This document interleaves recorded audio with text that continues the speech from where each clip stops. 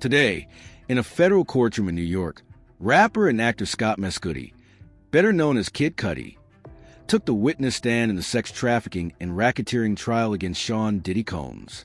What followed was one of the most striking testimonies of the trial so far. Cudi, dressed in a leather jacket, white shirt, and blue jeans, calmly testified about his past relationship with Cassie Ventura, a break-in at his Hollywood home, the destruction of his car in 2012, and what he called drama that got out of hand. His final statement under oath was simple: "I knew Sean Combs was violent." Scott Mescudi began by identifying himself as an actor and musician known as Kid Cudi.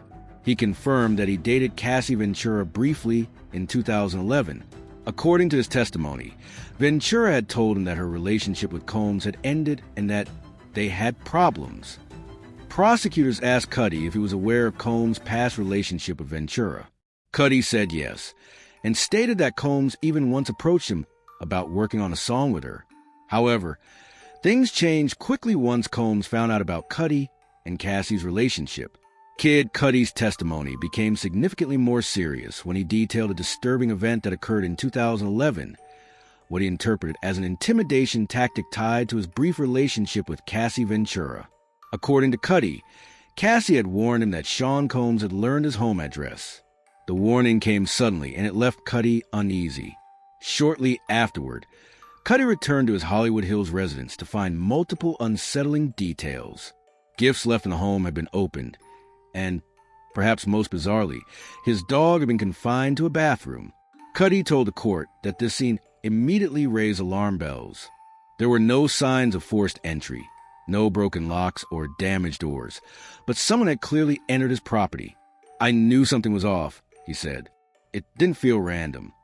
Cudi contacted the police and filed a report. While the official response at the time did not lead to any arrests or public charges, the emotional impact on Cudi was lasting. He described a growing fear, not just for himself, but for Cassie as well. It wasn't simply a break-in. To him, it was a message. Prosecutors revisited the incident during redirect questioning, asking Cudi how Combs reacted when he confronted him about the break-in. Cudi said he called Combs directly. "He was calm," Cudi said. He said he didn't know what I was talking about. When asked by the prosecutor what his understanding was of that response, Cudi answered plainly and without hesitation that he was lying. The courtroom, by some accounts, went silent. In 2012, another incident occurred that further intensified Cudi's concerns. He testified that his Porsche 911, which had been parked in his driveway, was destroyed by fire. According to reports later given to him by investigators, a Molotov cocktail, a homemade incendiary device, had been found inside the wreckage. The prosecution briefly asked about the incident, but it was during this moment that defense counsel quickly objected, and the judge agreed to strike Cudi's suspicion about Combs from the record. The jury was instructed to disregard his statement about who he believed was responsible. However, what remained on record was the fact of the destruction and the method used. A Molotov cocktail, typically associated with politically motivated arson or intimidation, is not something randomly found in residential car fires. Under cross-examination, defense attorney Steele pressed Cudi on the unresolved nature of the case. Cudi acknowledged that in the 13 years since the incident, law enforcement had provided no updates, no arrests, and no official findings linking Combs or anyone else to the event. Steele used this gap to emphasize what he claimed was a lack of evidence. But Cudi stood firm, indicating that the destruction of his car was not a coincidence in light of everything else that had happened during that period. "I didn't feel safe," Cudi said. "Not after that." Cudi's testimony then turned to an incident involving Capricorn Clark, a music executive and known associate of both Combs and Cassie Ventura. According to Cudi, Clark reached out to him during a particularly tense moment in his relationship with Cassie. Clark told him that Combs and an associate had forced her into a car and told her she had to go to Cudi's house. The reason for the forced meeting was not fully elaborated on in court, but Cudi said the implication was clear. Someone, possibly Combs, wanted to control the narrative or manage Cassie's behavior following her relationship with Cudi. "I was alarmed," Cudi said. "I called the police." The courtroom reportedly remained silent during this portion of the testimony. No objections were raised, and prosecutors chose not to press further on the details. Nevertheless, the underlying message was delivered. Cudi felt surveilled, pressured, and unsafe. This section of testimony added depth to the prosecution's theory that Combs exercised control and intimidation not only over romantic partners, but also over others in his orbit.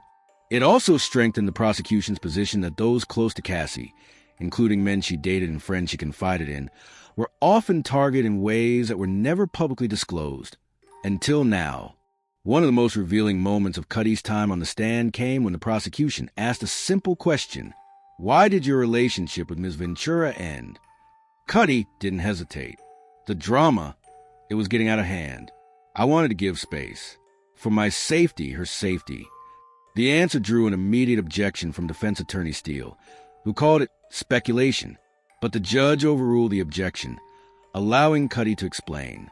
Cudi described the entire atmosphere surrounding the relationship as toxic, not because of Cassie, but because of the environment created around her. He said that while their personal connection was positive, the external pressure, surveillance, and emotional toll made it unsustainable.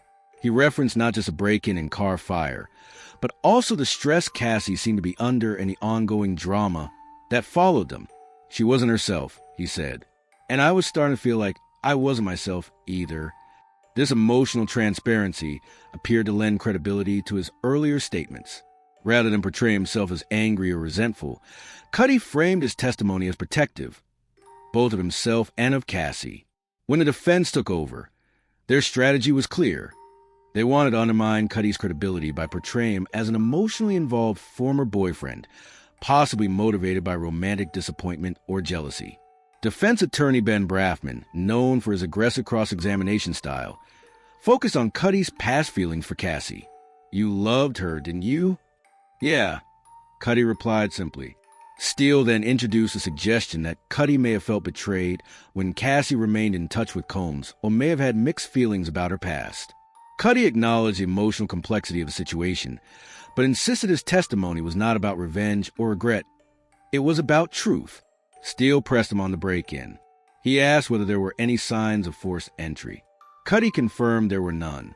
Steele followed up by stating that Cassie herself had given Combs the address. Again, Cudi confirmed that was true. But when Steele asked if Cudi ever feared Combs might be armed or dangerous, Cudi responded, I couldn't call it. It was a telling answer. He didn't say no, and he didn't speculate. But the uncertainty in itself was chilling. Later, Steele accused Cudi of being manipulated by Cassie. You got played by the same person who played Mr. Combs, Cassie Ventura. Cudi remained composed, not responding to the jab. Steele's final questions focused on Cassie's phone usage, implying that she used multiple devices or burner phones. Cudi said he didn't recall, but when asked if he knew what a burner phone was, he replied with one word, untraceable. That answer concluded the defense's cross. During redirect, prosecutors asked one final question about the break-in and Combs' reaction. What was your understanding of his denial? That he was lying, Cudi replied.